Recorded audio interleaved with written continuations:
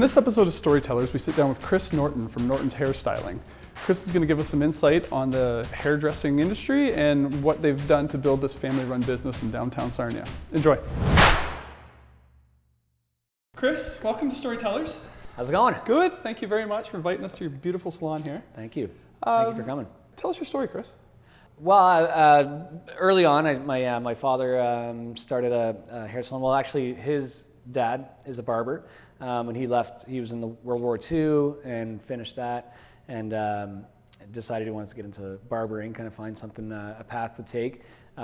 He and a few of his kind of barber buddies opened up a shop, and then my grandfather took it over, and then he had two sons, my dad and his brother, and they became, one became a barber, and the other one, my dad, became a hairstylist. So he got a lot of success in Glasgow, like, won titles and championships and things like that. Cool. So that was really good. And then at some point decided he wanted to immigrate to Canada and kind of have this kind of experience. I mean, Scotland is greatly different than, Canada. So sure, coming over here. Also, at that time, there was a great exchange rate. So like if you brought your Scottish pounds to Canada, you got like double your money. So when you tell a Scotsman that he can take a plane ride and double his money, he's all in, right? It's a no-brainer, yeah. Yeah, it's a no-brainer. So we came here in '82. I was 3, and then my dad opened up in the Kenwick building, and we've had numerous shops downtown and in Sarnia for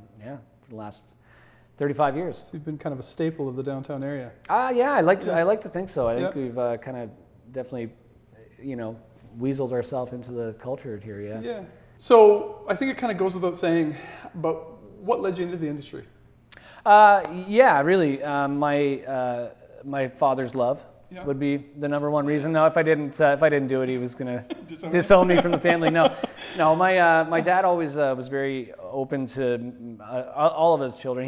We have 5 kids in the family. 3 of them are in the business now. My sister Diane, my sister Angela, and myself. We all worked in the salon at some point, so that gave us some, kind of initial experience with dealing with people, kind of seeing what the industry's like. My dad was always very much a promoter and trying to find what will make you happy, and he would bring home pamphlets of different trades and things like that, and say, hey, what about this? But I remember going to when I was 14, I went to a hair show in Toronto that my dad had brought me to, and it was like a big black tie gala event, and I walked in and I had worn like my grade 8 graduation suit, right? Had like my bow tie and like my vest on. Same corsage? Oh yeah, exactly. I'm not gonna waste it, but I went in and everybody was wearing like, leopard print pants and like, leather suits and stuff. And I was like, what? Dad, I thought this was black tie. And he's like, yeah, but this is hairdresser black tie. It's not the same as regular stuff, That's right? So I thought that was, I was like, you know what? I think I like this industry. Like, I think I can get used to this. So yeah, that was probably one of the moments that I knew, and obviously having the opportunity to kind of get into it slowly and kind of work. And, I cut my friends' hair when I was, 14, 15, started getting into that. And then their moms started wanting to get their hair cut. And that's a big change. Like cutting your buddy's hair versus cutting his mom's hair, that's a big game changer. Yeah. So I was like, all right, I better go to school or do something like that. So. Yeah. So what is it about the industry that kind of keeps you here? Or how long have you been in the industry now? Yeah, scary. It's probably like almost 24 years now that I've been in one way or another, like part-time at when I was in high school or went to hair school in Toronto. Yep. But I just love it. I think it's dealing with people on a really kind of intimate level. Like, not a lot of industries where you, get your hands on to somebody physically and get that closeness with. I think hair is something that people are.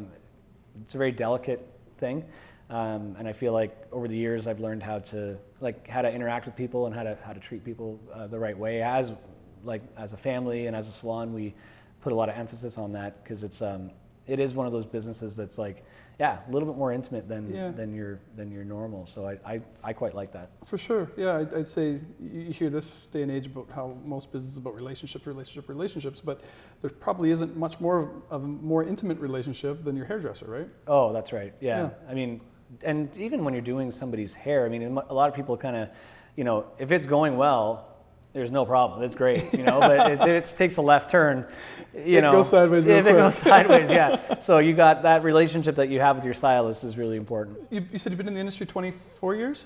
Yeah, roughly, yeah.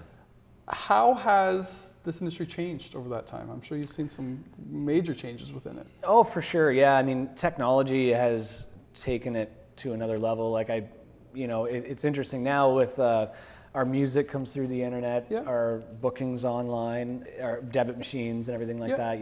There's no checks, there's none of that really. That's been a big difference on the business running side, but even as a hairstylist, it's interesting now because so many people have, Pinterest photos and, all these images that they can get off the internet and bring in, even in real time. If you're sitting there and say, hey, I'd like long layers. So, you kind of, okay, well, start swiping. Start swiping. Can you find something? If they have trouble describing it, they can literally find an image in seconds. Say, oh, this is what I'd like. Yeah. And so in a lot of ways, it's really good. I wish people were a little bit more informed on how much editing and things can go into these photos and how they can be, it might be extremely difficult to achieve a certain look that they would like. But I guess that's just part of it, right?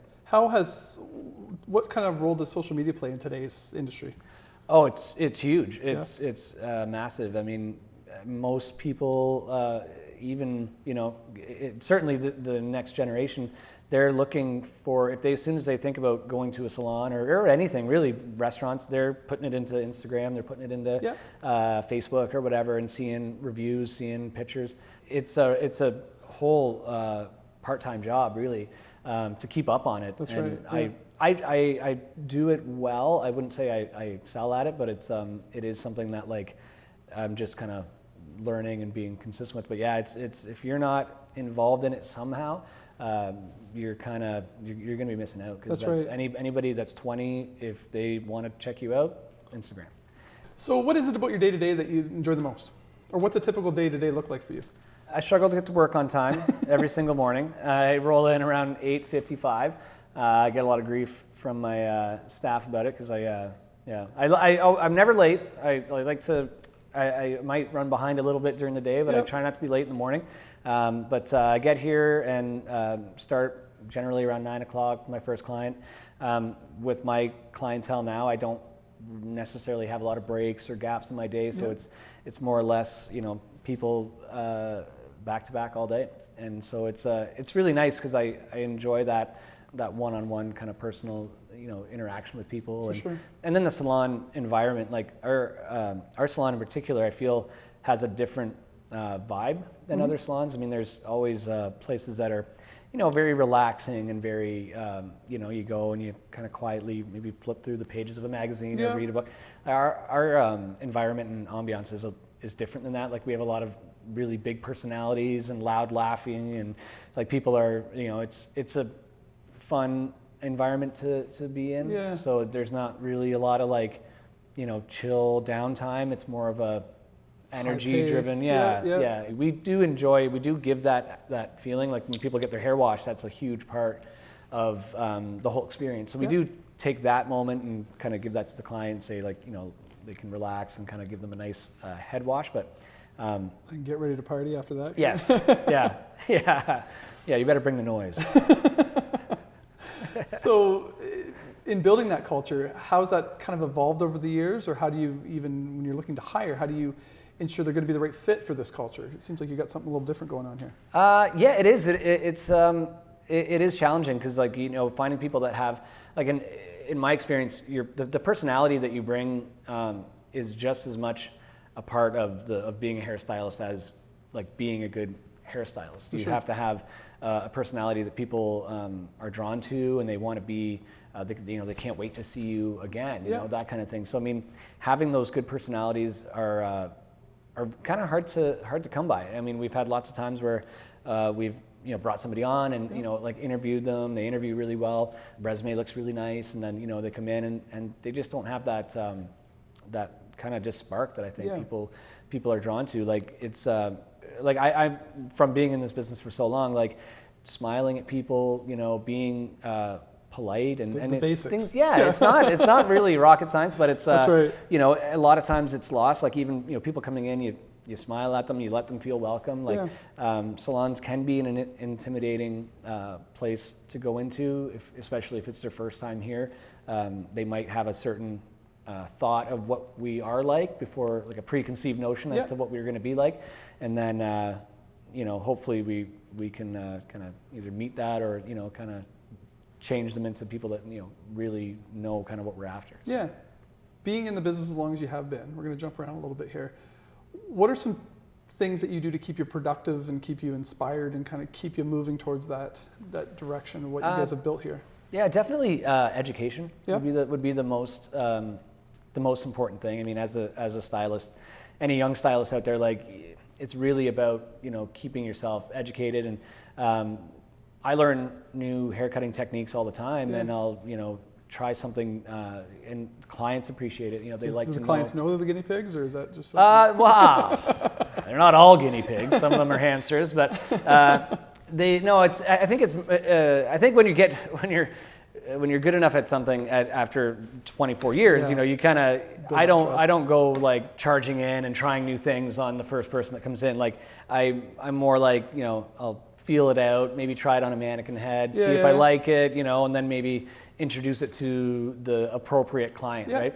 That's the hard part, is that people learn a new technique or a new way to do bangs, and then their first client that comes in, they go, all right, here we're going to do this, and it might be a nightmare, but generally, like if you kind of feel it out and kind of wait and see who that perfect client is for that new style and everything, and clients love that, and they love even just like knowing that you're out there, getting educated. Being proactive. Yeah, and like our staff, like we have all levels. We have girls that are 21, and we have girls that are an age that's undistinguishable. You would never know what they are. So they could be 100. I don't know. But no, I think it's I think in that way, seeing the young people and allowing, watching them learn and watching them kind of grow, that's a lot of fun, and it's just that I think that motivates me too, is kind of seeing the younger generations coming up. That's very motivating. Being able to kind of share your experience and share your education with them along the way. Oh, absolutely! It's fun to get like new people in here, because it's kind of like you get to throw out all that old material that you might not be able to use on the veterans, but the younger people, it's like hey, you know what? This is a good little hot tip, and they can take it and run with it because they've never heard it before. That's cool. So being a family-run business, are there any specific issues or challenges that you're faced with on a daily or throughout the whole course of the business even? Is there anything that stands out?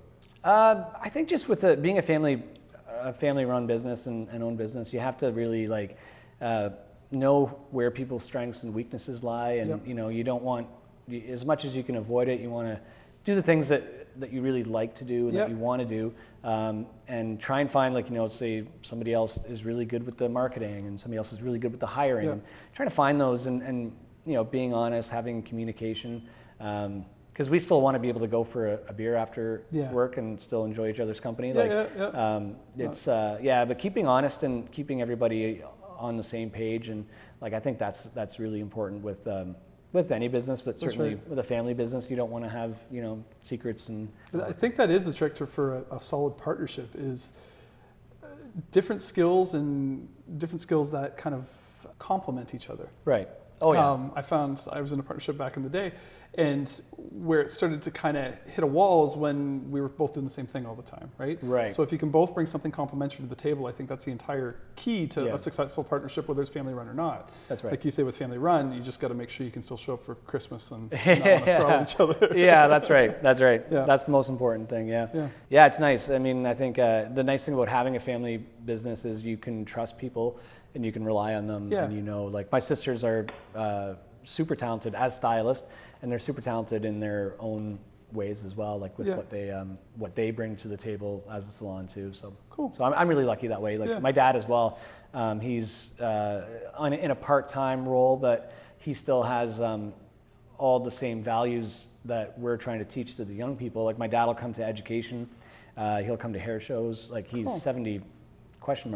And and he still loves it. He still loves he's not necessarily, he's not doing the new clients. He's got his clientele and that's what he does.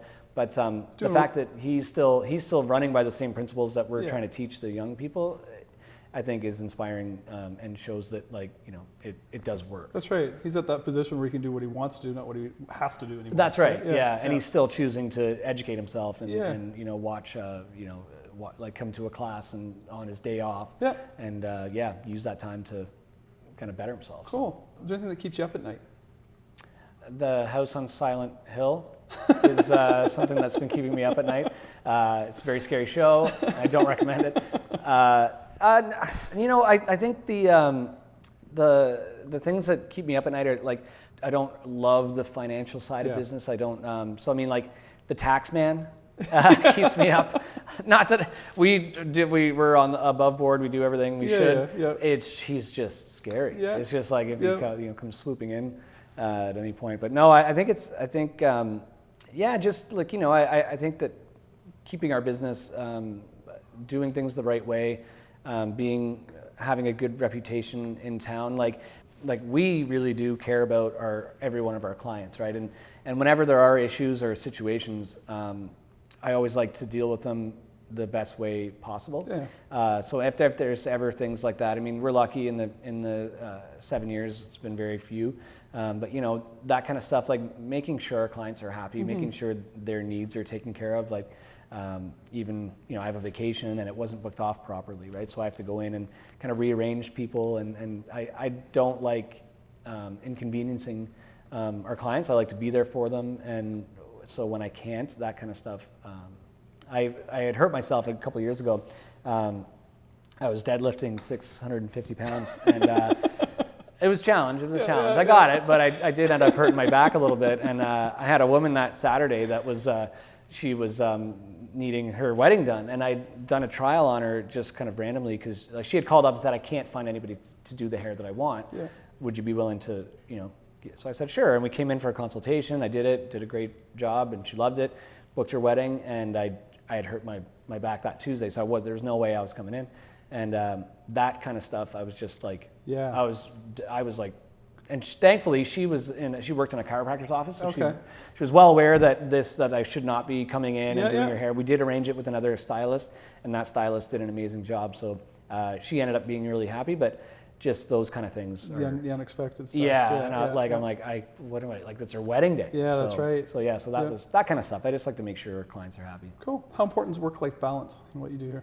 It is really important. My wife actually is also a hairstylist. So and as her parents and brother, and it's really important. And I think it changes a lot when you have a family. Like my kids are 14 and 13. When they were younger, there was the balance was like, you know, as soon as you were done work, you went home and tended to the family and the kids. And it's becoming a little bit more relaxed now. And now that they're older, I can, you know, if I need to stay a little bit late at work, or I need to, you know, it's really good. And it is a little bit more of a thing for us because of, again, with being a family. And so I try to turn off the hair stuff sometimes when I go home, because we could just talk about it all the time. You know, right. And you know, there's always different opinions and different routes to take to success. So like, you know, I always like to try and learn off people and but you know, you also have to remember it's not just your way isn't always the right way. That's right. You can find, you know, other people do it and are successful as well. So how do you find that, having, like, with your wife being in the industry as well? Is there shop talk, compare notes? Do you like how? Oh, it's a nightmare. It's an absolute nightmare. No, it's you never really get a break, I guess. No, it's this is a wig. I'm bald. I'm completely bald. No, it's honestly, it is really good. I just do feel like I think it's great because it keeps us, gives us something to talk about. It gives us, like, you know, whenever we're, you know, sitting around and we can find something to, there's always that, and somebody to bounce ideas off of. That's right, yeah. You know, like if I'm thinking about a client that, you know, I got to do this project on her, I got to do this style, how am I going to do it? Like, we'll kind of compare notes a little bit. Yeah, and there's lots of different, again, like talking about, there's lots of different routes and paths to take. So it's always really nice to kind of bounce my ideas off her, and she's super talented, so it really, really works. Like it's good, yeah. Have you ever experienced burnout along the way? Because you really do not get out of this at all. You're in the mindset no matter what. No, I wouldn't say so. I mean, I do enjoy vacations, and I do, well, I work 4 days a week, and I do 40 hours in those 4 days, but for the first 5 years, I was working 5 days a week, and I did feel like that got a bit much because I was working close to 50 hours, and I don't feel like that's necessary. I feel like you're kind of better if you're working, a nice amount of time that I don't think cramming an extra 10 hours in is really benefiting you or your clientele as well. I think you really need to find that nice, work-life balance where it's I love coming to work and I do my, 10, 12 hour day and I thoroughly enjoy every moment of it. But when I leave, I do like that time as well. Shut it off.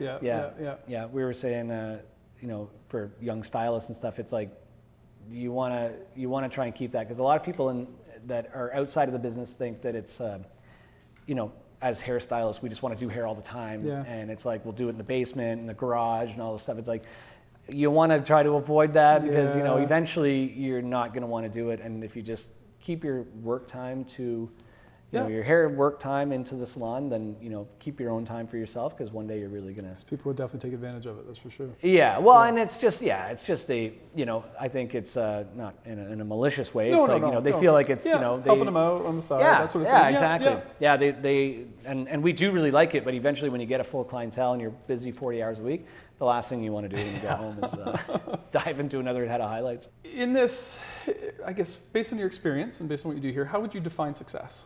I feel like it would be more in a happiness if my life is comfortable. I've kind of struggled with success basing it on finances. Like talking earlier, it's not my strong point, but I don't like that idea of we have to do better than last month, we have to do better than last week, we have to do, I don't think that determines happiness or success. There's so much pressure on that. I 100% agree with you that it doesn't have to be 100% based on dollars, right? Right. Yeah. And I feel like a lot of times that's where industry is kind of going the wrong way. They have to cut costs to make the next quarter more financially, sound. And it's I don't like that idea. I like to kind of work as hard as I can, and I find our success in our clientele. If our clients are happy, if my kids are happy, if my wife's happy,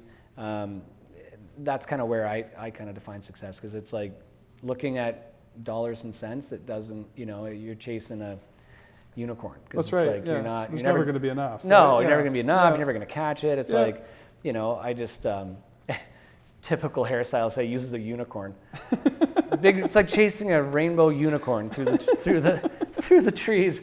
Just a fantasy. That's my personal fantasy. Yeah. I think it's but I do find it more of just a happiness thing, where it's you have to see if you can get up and go to work and enjoy it, and be respectful to people and hopefully be respected by other people. I think that's the best you can hope for. As a young stylist starting out, what do you think are some key traits, key concepts, key ideas that they need to be successful? I think it all comes down to hard work. I think if you're going to be anything in the world, getting up and putting in your 40 plus hours a week, and working hard while you're there. There's no easy job. I mean, there's certainly routes in hairstyling where if you want something that's a little bit of an easier day, those salons exist for you. But if you want to make a career out of it and perhaps support a family, it's not going to be easy. You have to work hard. You have to promote yourself. Always being your own advocate is really important. Well, developing your own brand, right? That's right. Yeah. You're definitely creating your own brand, whether you work in a salon or you work independently, you want to own your own shop, you are your own brand. So how you dress, how you present yourself, if you want to have tattoos, great. But you have to understand that that's how you're going to be presenting yourself to your clients, who may or may not appreciate it. And thankfully in our business, it's always appreciated. And I think that whole mentality with the Millennials and Gen Xers and everything kind of growing up there, I think it's becoming more status quo when you say Yeah, it's almost that's just that knowing of that, being aware of if you're late to an appointment, if you will make mistakes. How do you deal with those mistakes? For sure. You can't pretend they didn't happen, or you have to own them. And I think again, being honest with people, even where you're at in your career, like if somebody comes in and asks for a certain thing that you're not at that level to provide for them, you can be honest. Some self-awareness, That's right. Yeah.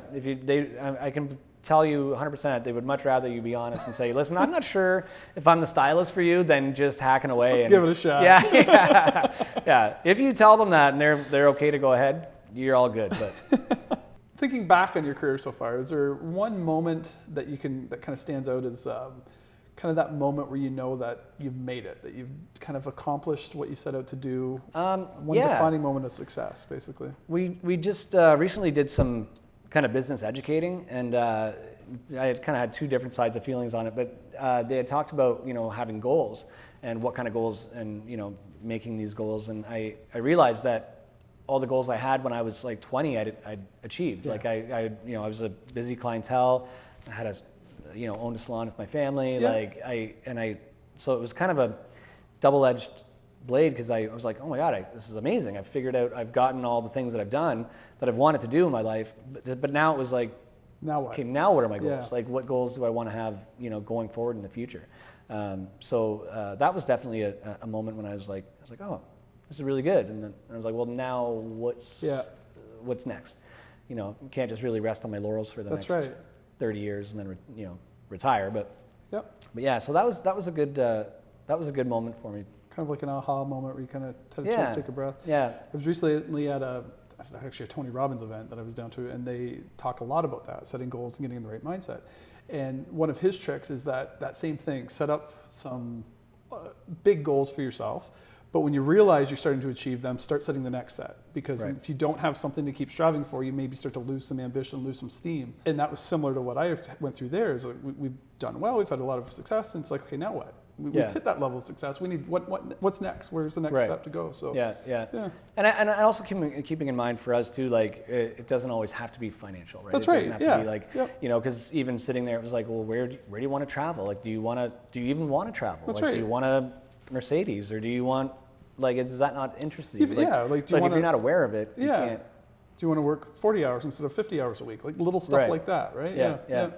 What's one of those things you've learned along the way? What's the biggest thing that stands out that you had to learn the hard way, maybe? Businesses, I think, like there's a lot of stuff that goes into them that is not a lot of fun. Hiring people and firing people, and it's like it's the worst part of my job, because I'm definitely also, being a hairstylist, I'm a people pleaser, right? Yeah. Try and make everybody happy, and you just can't sometimes. That's right. It's just really, and whether it's someone that you work with that isn't working out, you need to let them go. That's really challenging for me. So I really found that, like, being more selective in the hiring process is definitely works out in your advantage later on, because if you just bring people on because you need somebody, or you're really desperate, that's tough. Not the right time. Yeah, you start making mistakes. I actually heard that you want to hire when you don't need anybody. So you can train, and you can have that time to spend with them. Yeah. Well, and it's like going to the grocery store when you're hungry. You'll take anything. Yeah. But if you're like constantly looking for new talent and looking for new people, when they come along, you can, you want to be able to accept that. So maybe somebody watching this episode that is thinking about applying for a job here, what are some of the things that you look for when you hire a new stylist? Definitely how they present themselves. Coming in. Personally, I prefer people applying or sending in, bringing in resumes. Like, you can certainly email them to our place, but if you bring them in, like, do it early in the day, like 9, 10, 11 o'clock. Before things get too crazy. Well, and you're not really impressing anybody when you show up at 3 o'clock with a resume, right? It's like, I slept till noon, had a shower. Like, I mean, my personal thing is we're good insight. We're open at 9 a.m. every day. Like, we did have a girl who, I showed up at 9:45 or 8:45. That was a good day to work, and right behind me, this girl came in and she was applying, and she looked great. Hair was done, everything, like, she looked awesome. Her resume was great, and we ended up hiring her. She worked here for like 5 years. So it was like, that kind of... It's that first impression. That's right. Yeah. And we've also had people that have been like flicking their cigarettes out as they're walking in, and it's like, probably not going to work, blowing their smoke out as they're like that's not a good first impression. Yeah, that's right. Yeah, So it's I would say that how you present yourself, how you, and just being professional, is a big part of it. Throughout the years, is there any opportunities that you might have missed out on that you wish you might have taken advantage of? No, I feel like when we went to some, like I was saying earlier, we went to some education, and just kind of got a lot of insight into the business side, because as hairstylists, we tend to be like, we like doing hair. Yep. We don't really look at the business side, right? Yeah, it's like the ugly side that we don't want to pull the rug off of. But when you go into a business ownership thing, you do have to look at that. And I would say that we got a lot of insight into how to we are great at treating our clients with all the respect and dignity and all the things that they need to have, but remembering that this is a time for them to focus on their hair and for them to find the answers that they might be looking for. And as a stylist, when you get into having somebody as a client for 5, 10, 15 years, you can kind of lose that a little bit. It's not on purpose, but it's more of a comfort level where you get really comfortable with that. Taken for granted almost? I think you take their time for granted a little bit, because now we spend it, and maybe we're having a conversation about their vacation or things like that, which is part of it, but also kind of bringing things back to why they're there in the first place. They're there to get their haircut. Is this working for you? Is it not working for you? What are things we can do, we could maybe improve on, or where are some areas that you would like to improve on? Is it not shiny? Does it need better condition?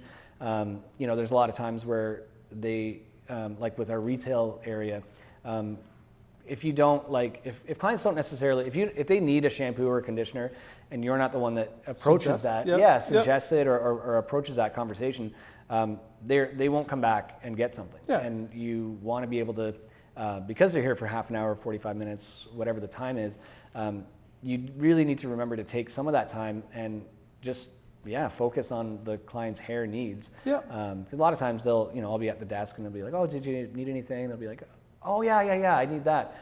But I like to be more proactive and kind of It's still a business, right? That's it. You're able to have that relationship and build those close ties with somebody, but at the end of the day, you still need to keep the lights on and the doors open. And they might have been wanting to get A, B, and C when they came here. But if I'll get slip their mind, talk about the vacation. Slips my mind, slips their mind. So that's something where I think we really need to put a business hat on once in a while. Exactly.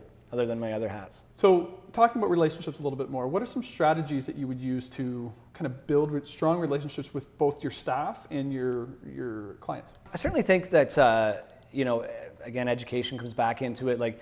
We had a stylist that came to us and she was almost on the verge of not even doing hair anymore. She had kind of wanted to, decided she was going to kind of go in a different direction, but we ended up bringing her into our team. She started as an assistant and moved up to becoming one of our busiest stylists. Cool. And a lot of that was just from education and kind of giving her the tools to improve her career and her.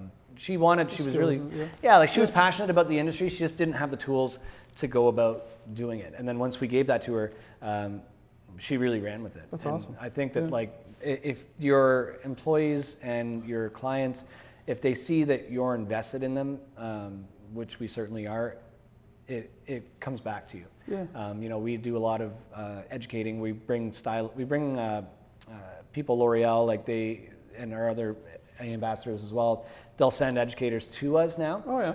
Which is really nice, because a lot of the time we spend hours going to Toronto, Chatham, London, Montreal sometimes to get education. So if we can bring it to our staff, it's a win-win. It's really it's a nice benefit, and it's something that we are investing. It's not free, but we're investing in our staff and then in our clients. So I think that they appreciate that. For sure. We do also like to do staff parties and stuff like that. Cool. So just to build and maintain that culture, that group. Yeah. I think it's nice to, we are a professional salon, although we have a lot of fun. So to take people out and kind of show them that, you really appreciate them. We do a lot of like sales, marketing strategies and how to, boost retail sales and things like that. So we do that a lot more now. And now it's with that stuff, we bring our staff in and they're involved, and there's prizes and things like that. So that must really help with the motivation too. Oh, definitely. And it's also just that reminder, like to keep things, even that little bit more professional, and just saying, hey, like, is there anything? How else can I, serve you today?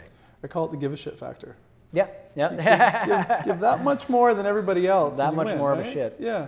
Yeah, no, it's true. It's true. Like, there's so many people so many salons that are doing things. Okay, yeah. And if you can just give them that little bit more, like we do for our men's clients, we will rinse out their hair after. And that was something from even when I was in high school. I remember a guy who got his hair cut. He would always say he'd go home and shower after because he just didn't like that feeling of all the little hairs all over. So when we had our salon, we said, why don't we just rinse everybody out after? And it's that little thing, and so many people like it and they appreciate it. And it's just, taking what you do, just adding a little bit more. What's one piece of advice that you've received over the years that really stands out as maybe the best piece of advice you've ever received? In a business sense, it sounds a little bit harsh at first, but I don't see it that way, where it's you have to use people as much as you can while they're with you.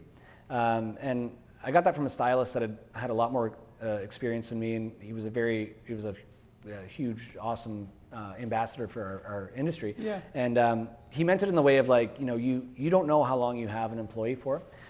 We had an amazing girl that came here and worked for us, and it was like the whole experience was fantastic.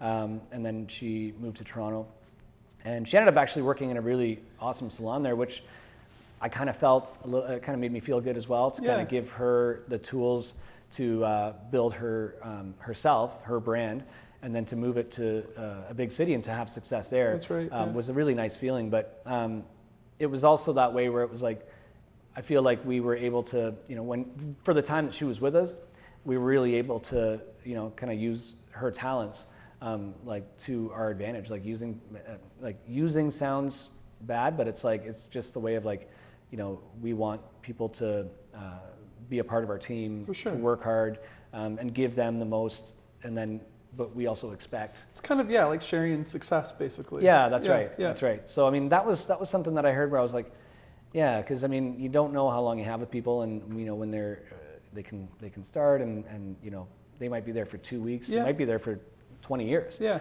But you just don't know. So I mean, when you get somebody good, you really want to invest in them and allow them to grow and do all the things that they want to do while they're with you, because you don't really know. For sure. Yeah. Do you find that, I guess in this day and age, I know here a lot of people talk about the younger working the millennials, let's call it what it is. Do you find that a challenge to keep them here longer, or is it what's it like in this industry? Well, it's really like, it's funny because I do hear things about, the next generation doesn't know how to work hard and they don't do this and they don't do that. I think it's just individual. I think people are, we have a young girl that's with us. She's as hardworking 100%. As I've ever worked with anybody. Like she's like constantly busy. She's a fantastic stylist for her age and experience. But when she's not, she's either educating herself, she's either watching videos, she's cleaning the shop, she's doing all those things kind of above and beyond. But in contrast, there are people that come in and they kind of expect the industry to kind of be handed to them in a way. They're not necessarily... Not willing to put the work in. And, like it's hard work, it's coming in, it's grinding, it's, doing, like when you're a new stylist and your schedule is 100% open, you get everybody. That's right. So you get the good clients, you get the ones that might be a little bit more of a challenge, the kids' haircuts, all that stuff. And it's doing all that and having, some grace and having some, if you can go through all those challenges, when you get to having a full clientele, it makes it that much better. It's easy street at that point. And that's, I kind of tend to agree with that, is we have an office full of millennials and the hardest working people out there, for sure. I talk to some of the old school business owners and they, everybody wants to bitch and complain about them, but I always come back with, I know a lot of 40, 50, 60-year-olds that are pretty lazy as well. Yeah. So it's definitely not a generational thing. That's it's a very work true. ethic thing, right? Yeah, that's right. That's right. Yeah. I was always taught a lot about work ethic and, how to treat people and all that stuff. So I think I try to instill that to our staff when they come in, but you kind of figure out pretty quickly whether or not people are going to be open to your suggestions and all that stuff. So I think it's just like you said, very individual. Yeah. Are there any secrets to achieving long-term success within this industry? Alcohol is a big part of it, very large part of it. Good day you have one, bad day you have two. Yeah. No, it's I think it's more like hardworking, consistency. Like consistency is really important. Like I've had clients that have been doing their hair for 15 years plus now, and you can do a nice haircut on somebody, you can give somebody a good service, but the real challenge is replicating that time in and time out, because it's not always easy, and it is to cut corners and skimp on things. And I don't like to compare to large business, but sometimes you learn from them a bit. And one of the things, like, certain companies, they always try and give you that same experience every time you go in. Yep. I like that idea because I feel like it gives that client the ability to recommend us to their friends and family, because they know that, hey, when they go in, there's no surprises. This is the atmosphere. It's going to be like this. They're going to consult with them. They're going to, I think really trying, legitimately trying hard all the time is really important. And it's not easy, but it's something that, I think if you can do that, like going in, I don't like to party during work hours or work week. I like to leave that to certain times. That's right. Yeah. Come in alert and ready to rock. I always like to think about my clients as they're, in a way, renting my time. Yeah. And I have to be 100% to give that to them, because they're not. It's not, it's my responsibility to be 100% for them. So I think just consistently working hard. Yeah. I don't think there's a secret. No, that's right. It's funny how many people don't get that concept though. Right. Yeah. No, I know. It's like, well, no, but what's the secret though? Just hard work over long periods of time. That's right. Do you know a secret? No. That's why I'm doing this, trying to find the secret. All right. Well, good luck. Let me know. Is there a person or company or group of people that you admire most? Yeah, actually, there was a guy that I was referring to earlier. His name was Fabio Samatili, and he was a hairstylist that I really looked forward to seeing all the time, and just a super happy, super talented. He was like a larger than life kind of individual that I would see at hair shows all the time, and he was fantastic, and he just kind of embodied a lot of the things that I like to like. He always had fun. He was always a very pleasant guy. He would always take the time to talk to people. He'd always had a smile on his face. If you saw him, and I would see him 2 or 3 times a year at hair shows. He'd always take the time to talk to me and cool. Things like that. So people like that I find are very few and far between. But I would like to aspire to, think about myself being something like that one day, and so that kind of I get reminded, things like smiling. That's right. Like smiling at people. It's like you'd be amazed at how many times, even when you go to a business, and you go in there, like even just a smile from somebody can make a huge difference as to how you feel about that, your feelings towards that business. And he was just always somebody that was very very inspirational to me. Super talented, but also very humble and very just pleasant all the time. That's cool. Where do you see yourself in 10 years from now, 5 years from now? I would see still here doing hair. I don't. What's the business look like, you think? I'd like to think that we can. I know we have some amazing young stylists that are coming up. I really see bright futures for them.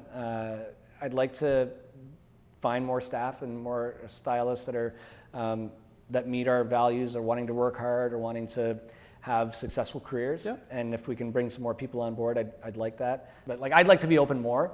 Like salons aren't open on Mondays. They're not open on like more hours in a week, basically. Yeah, and I don't want to work them all. Yeah. I'd like to stay away from that. But I'd like to have, like we're a trade city, right? And That's right. we're not open on Mondays. We're not open on Sundays, but I'd like to have a salon where we could be, kind of give that same experience in the time that, but just be open. Be the first 24-hour hair salon. Maybe. I wouldn't want to be that 4 a.m. haircut though, I'll tell you right. Just down the road, a few places down the road. Yeah, that's right. Yeah, you never know though. Let's talk to the new stylists that are just kind of getting ready to start their career. What's the single most valuable piece of advice you could give them?